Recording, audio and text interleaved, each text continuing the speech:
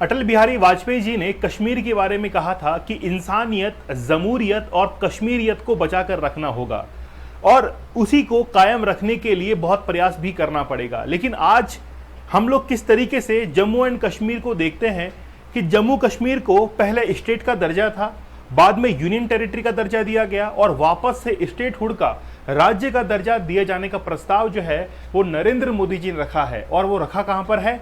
21 जून योगा दिवस के दिन, जब वो श्रीनगर के अंदर अपने योगा की प्रैक्टिस कर रहे थे, उससे पहले ही उन्होंने एक स्पीच दी और स्पीच के अंदर ये कहा कि जम्मू कश्मीर को हम जल्द ही स्टेटहुड का दर्जा देंगे।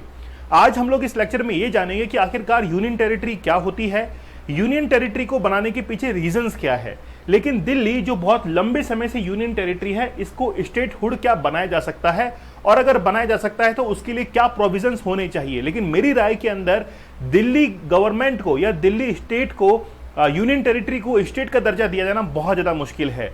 लेकिन अभी हाल ही के अंदर जैसे जम्मू कश्मीर के लिए अनाउंसमेंट हुआ है कि उसको स्टेटहुड का दर्जा देंगे, तो वो कब तक उसको मिल सकता है और क्या प्रोविजंस उसके लिए होंगे, तमाम जानकारी आज के लेक्चर में आप लोग को मिलने वाली है। आप लोग लेक्चर को अंतिम तक देखना, बहुत कुछ जो है वो आज आप लोग सीखेंगे।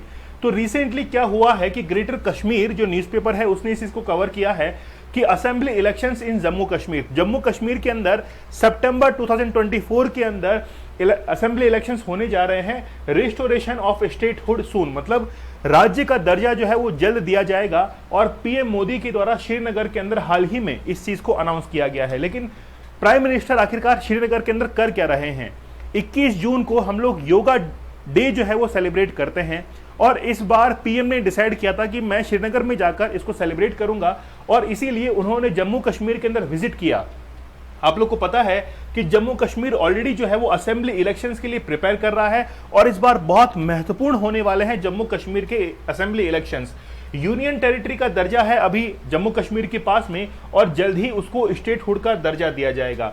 रिसेंटली जब ये स्पीच हो रही थी उसी समय पीएम मोदी ने यह भी कहा कि वो फाउंडेशन और इनॉग्रेट करेंगे 84 प्रोजेक्ट्स को, मतलब 84 डेवलपमेंट के प्रोजेक्ट्स जो कि डिफरेंट सेक्टर के अंदर होंगे।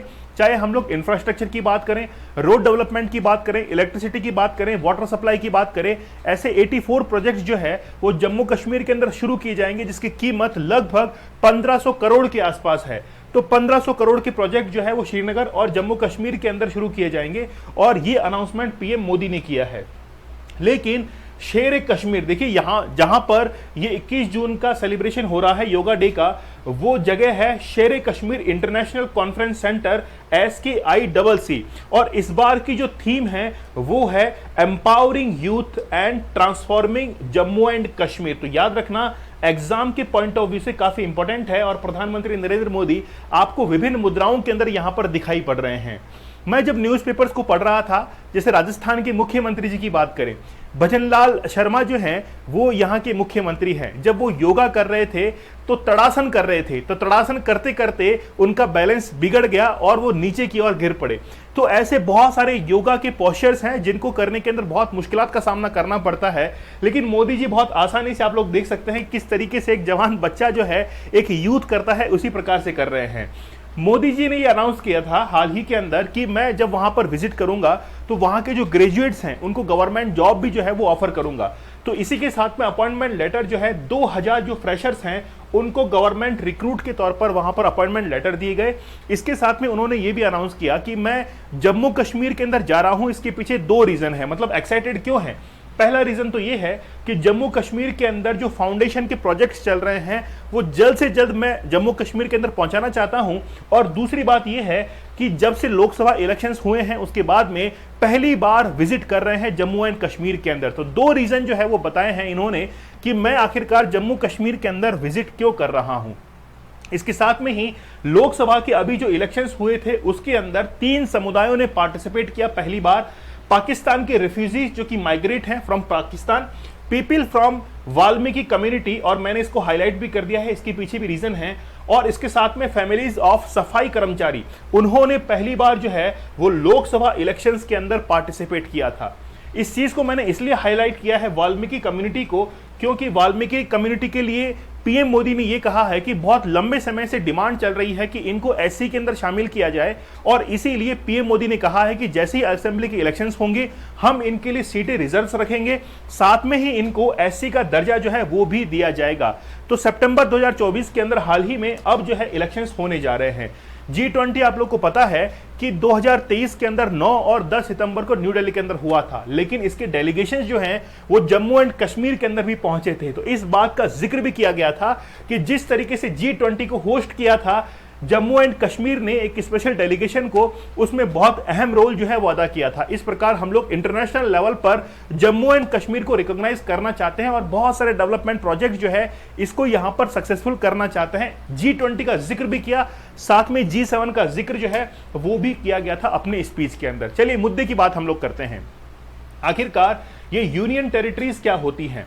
देखिए, कई बार क्या होता है कि किसी भी एक ऐसा एरिया जहां पर उस स्टेट का या फिर वहां की जो लोकल गवर्नमेंट है उसका कंट्रोलिंग इतना कोई खास होता नहीं है, इसलिए सेंटर जो है उसकी कंट्रोलिंग अपने पास में ले लेता है। चाहे हम लोग फिर वहां पर मिलिट्री एक्शंस की बात करें, चाहे वहां पर पुलिसिंग की बात करें, चाहे वहां पर लैंड रिफॉर्म्स की बात करें, चाहे वहां पर म्युनिसिपल कॉर्पोरेशंस की बात करें, सारा जो पावर है वो सेंट्रल गवर्नमेंट के पास में चला जाता है और वहां की स्थिति को कंट्रोल किया जाता है।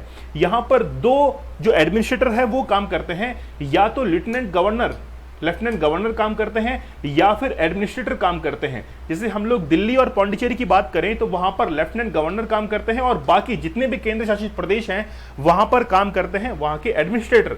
लेकिन आखिरकार ये एग्जिस्ट ही क्यों करती है?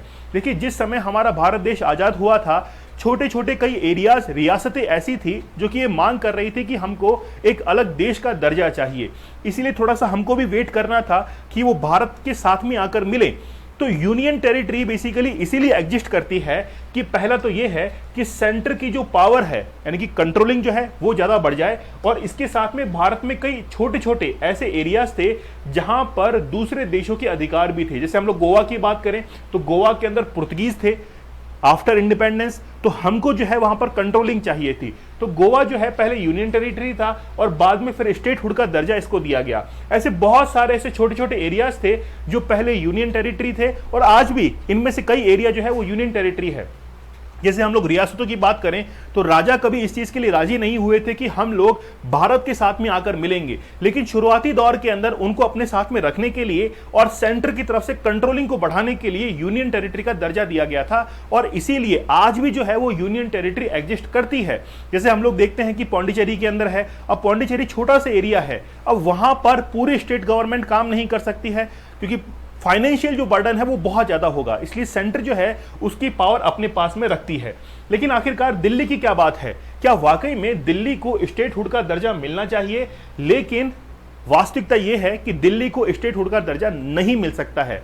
लेकिन पहली बात तो यह है कि आखिरकार दिल्ली जो है वो किस चीज की डिमांड करता है। देखिए, दिल्ली के अंदर जो गवर्नमेंट है वो मांग करती है कि हमको स्टेटहुड का दर्जा मिलना चाहिए क्योंकि हम लोग देश की राजधानी है। पहली बात, हमारे पास में बहुत सारे रिसोर्सेज हैं, हम अपनी जो लैंड रिफॉर्म्स हैं, हमारी जो पुलिसिंग है, इसका कंट्रोलिंग हमारे इस स्टेट के अंदर चाहते हैं। अभी क्या होता है, जैसे दिल्ली मेट्रो की हम लोग बात करें, दिल्ली मेट्रो से जो रेवेन्यू आता है वो स्टेट और यानी कि दिल्ली गवर्नमेंट और सेंट्रल गवर्नमेंट के बीच में डिवाइड हो जाता है। अगर वो पैसा डिवाइड होता है तो पूरा का पूरा पैसा जो है वो दिल्ली मेट्रो के रिफॉर्म के लिए खर्च नहीं हो सकता क्योंकि वो तो सेंटर के पास में पहुंच चुका है। ऐसे कई सारे इश्यूज हैं जहां पर दिल्ली जो है वो स्टेटहुड की मांग करता है। लेकिन हम लोग बात करते हैं कि अब तक स्टेटहुड का दर्जा क्यों नहीं दिया गया है, उस मुद्दे पर बात करते हैं। दिल्ली के अंदर बहुत सारे जो लीडर्स हैं वो वहां पर बैठते हैं, खासतौर पर जैसे पीएम ऑफिस है, यहां तक कि जो दूसरे देशों की जितनी भी यहां पर एम्बेसीज बनी हुई है उनकी सुरक्षा की जिम्मेदारी होती है। सिक्योरिटी मेजर्स के कारण वहां पर यूनियन टेरिटरी का दर्जा जो है वो अब तक कायम है। तो सेंट्रल गवर्नमेंट ये कभी भी नहीं चाहती है कि उनकी सिक्योरिटी जो है वो कहीं ना कहीं ब्रेक हो जाए, और इसके साथ में बहुत सारा रेवेन्यू का मामला भी है। तो अगर पूरी गवर्नमेंट ही दिल्ली से कंट्रोल करती है और अगर उसको स्टेटहुड का दर्जा दे दिया तो स्टेट जो है, स्टेट गवर्नमेंट वो कहीं ना कहीं इंटरप्ट करेगी सेंट्रल गवर्नमेंट को, और सेंट्रल गवर्नमेंट जो है वो ये चाहती नहीं है। इसीलिए दिल्ली गवर्नमेंट को क्या नहीं दिया गया है, दिल्ली को स्टेटहुड का दर्जा नहीं दिया गया है। आप लोग की क्या राय है, मुझे आप लोग कमेंट सेक्शन में जरूर बताना। लेकिन अब बात करते हैं हम लोग जम्मू एंड कश्मीर की। जम्मू एंड कश्मीर के लिए हाल ही में अनाउंस किया गया है कि वहां पर स्टेटहुड का दर्जा दिया जाएगा। तो आप लोग समझिएगा कि क्या वाकई में वहां पर स्टेटहुड का दर्जा मिलना चाहिए या नहीं मिलना चाहिए। आपकी राय क्या है मुझे बताइएगा। आप लोग को पता है कि रंजना प्रकाश देसाई जो कि डीलिमिटेशन जो कमीशन है उसकी अध्यक्षा रह चुकी हैं, उन्होंने हाल ही में एक रिपोर्ट सबमिट की थी और यह बताया था कि जब भी जम्मू कश्मीर के अंदर इलेक्शंस होंगे तो जम्मू कश्मीर असेंबली के अंदर 90 सीट जो हैं उनके ऊपर इलेक्शंस होने चाहिए। और इस बार अगर जम्मू कश्मीर को हम लोग यूनियन टेरिटरी की जगह स्टेटहुड दे देते हैं तो वहां पर 90 सीटों के लिए चुनाव होंगे, पहली बात। दूसरी बात, जो सेंट्रल गवर्नमेंट से 42% आता है स्टेट्स के लिए, उसका बेनिफिट भी किसको मिल जाएगा? जम्मू कश्मीर को मिल जाएगा। इसके साथ में लैंड रिफॉर्म्स है, वहां की पुलिसिंग है, और दूसरे जो बजट है इसकी पावर जो है वो किसको मिल जाएगी? जम्मू एंड कश्मीर को मिल जाएगी। लेकिन यहां पर स्टेटहुड का दर्जा देना बहुत आसान है क्योंकि यहां पर सेंट्रल गवर्नमेंट का इतना कोई इंटरप्शन नहीं है। पीडीपी की बात करें, मान लीजिए पीपल डेमोक्रेटिक जो पार्टी है, महबूबा मुफ्ती उसकी चेयरमैन है, अगर मान लीजिए कि वो इंटरप्ट करती हैं तो इंटरप्ट किस बात पर कर सकती है? उनकी मांग ये है कि जम्मू कश्मीर को वापस से स्पेशल स्टेट का दर्जा दिया जाना चाहिए, क्योंकि वही जो स्पेशल स्टेट का दर्जा था उसको 5 अगस्त 2019 को छीन लिया गया था जब आर्टिकल 370 वहां से हटा था। और जैसे ही 5 अगस्त 2019 को आर्टिकल 370 हटा था तो 31 अक्टूबर 2019 को यूनियन टेरिटरी डिक्लेयर किया गया था जम्मू कश्मीर और लद्दाख को।